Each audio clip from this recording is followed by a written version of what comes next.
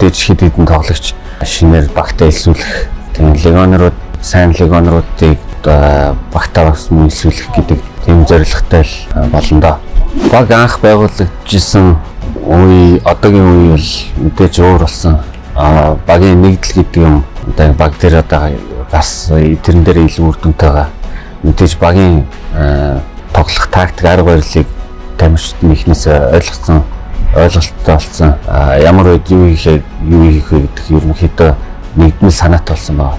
Тэрүүгээр бидний бас тоглолтын чанар дээр ч юм тоглолтын үйл явц дээр илүү бас чанартай үр дүнтэй үр дүн гарч эхэлж байгаа.